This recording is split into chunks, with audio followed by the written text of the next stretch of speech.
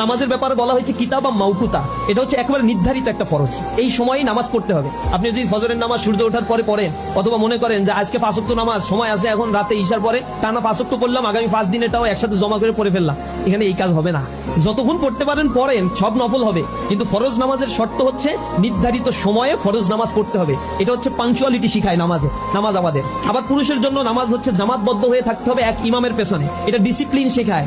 এরপরে আমাদের ধনী গরিবের মধ্যে ভেদাভেদ এটা দূর করে দেয় হচ্ছে নামাজ। সামগ্রিকভাবে এই প্র্যাকটিসটা ইসলামে ফরজ করা হয়েছে, এবং নামাজ যে পড়ে সে আল্লাহ রাব্বুল আলামিনের সাথে কথা বলে। মূলত এটা বলা হয়েছে আসসালাতু মিরাজুল মুমিনিন, মুমিনদের জন্য একটা মেরাজ শুরু আল্লাহর সাথে।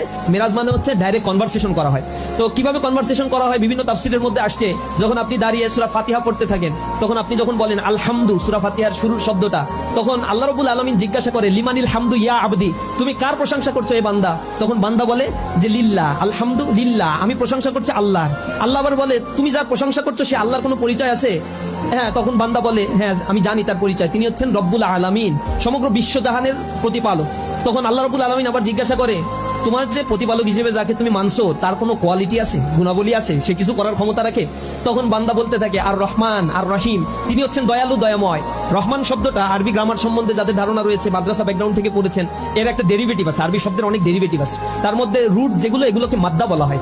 এই রহমান রহিমের মাদ্দা হচ্ছে র হামিম, রেহেম থেকে আসছে। কোরআনে আল্লাহ রাব্বুল আলামিন এই রেহেমের কথা বলেছেন আল্লাযী তাসাআলুনা বিহি ওয়াল আরহাম, ওই হচ্ছে তোমরা যে রেহেমের উদাহরণ দিয়ে পরস্পরকে পরিচয় দিয়ে থাকো, যে ও আমার ভাই, ও আমার বোন, ও আমার খালা, আমার মামা। এই পরিচয় আমি কেন দেই? কারণ আমার মায়ের ওরসে গর্ভে আমি জন্মগ্রহণ করেছি, আর এই রক্ত সম্পর্কের কারণে আমি সম্পত্তির মালিকানা পাই, আমি আত্মীয়তার মালিকানা পাই, সামাজিক একটা বন্ডিং, সোশ্যালিজমের মধ্যে, সোশ্যাল একটা বন্ডিং, সোশ্যাল স্ট্রাকচারের মধ্যে আমি ঢুকে পড়তে পারি। যে এই যে পরিচয়টা আমি দেই, আল্লাহ বলছেন যে ওই জায়গায় সেটাকে যেখানে মানুষকে সংরক্ষণ করে রাখা হয়, একেবারে শুক্র রক্তবিন্দু, এরপরে সেটাকে মাংসপিণ্ড, এরপরে সেটা হাড়ে পরিণত, হাড় থেকে সেটা মানুষের আকৃতিতে গঠন করা, এই সব প্রক্রিয়াটা ঘটে হচ্ছে মানুষের, সেটাকে রেহেম বলে আখ্যায়িত করা হয়, সংরক্ষিত একটা জায়গা।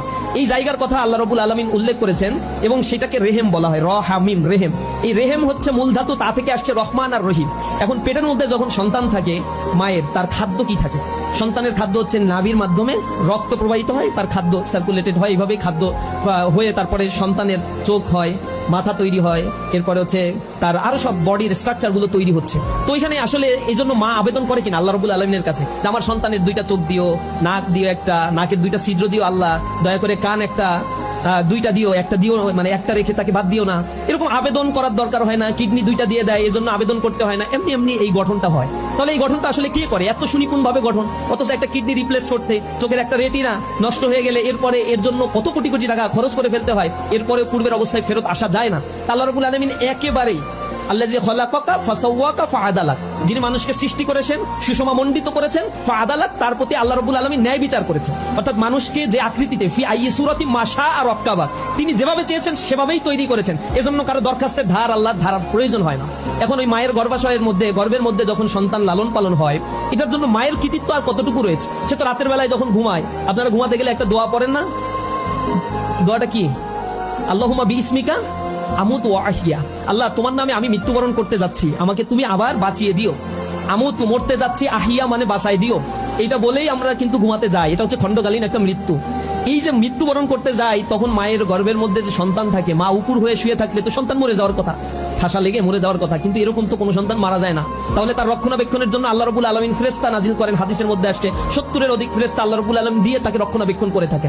তো ওই গর্ভের মধ্যে তার খাদ্য, তার রক্ষণাবেক্ষণের দায়িত্ব যে আল্লাহ রাব্বুল আলামিন যেভাবে গ্রহণ করে, কোন ব্যক্তি আল্লাহ রাব্বুল আলামিনকে যদি রব হিসেবে গ্রহণ করে নেয়, তাকে যদি রহমান রহিম হিসেবে গ্রহণ করে নেয়, আল্লাহ দুনিয়াতেও তাকে ওইভাবে রিজিকের ব্যবস্থা করেন যেমনি মায়ের পেটের মধ্যে ওই সন্তানকে আল্লাহ রাব্বুল আলামিন নিরাপত্তা এবং রিজিক দান করে থাকে। এই জন্য রবের পরিচয় হচ্ছে রহমান আর রহিম। এটা আরবি পড়লে এই শব্দগুলো যখন কোরআনে তেলাওয়াত করবেন নামাজের মধ্যে, তখন দেখবেন খুব প্রশান্তি মনে হয়। এই যে নামাজের মধ্যে আমি যখন এগুলো পড়ছি, আল্লাহ আমাকে কোশ্চেন করছে, আমি কোশ্চেনের আনসার দিচ্ছি, এমন একটা সুনিপুণ একটা বন্ধুত্ব আল্লাহ রাব্বুল আলামিনের সাথে হচ্ছে। এবং নামাজের মাধ্যমে বান্দা আল্লাহর কাছে সিজদায় গিয়ে বাংলায় চান, আরবিতে চান, হিন্দিতে চান, যা ইচ্ছা চান, সমস্যা নাই, নামাজে সিজদার মধ্যেই চাইতে হবে। নামাজ সালাত বলা হয়, এটা দোয়া।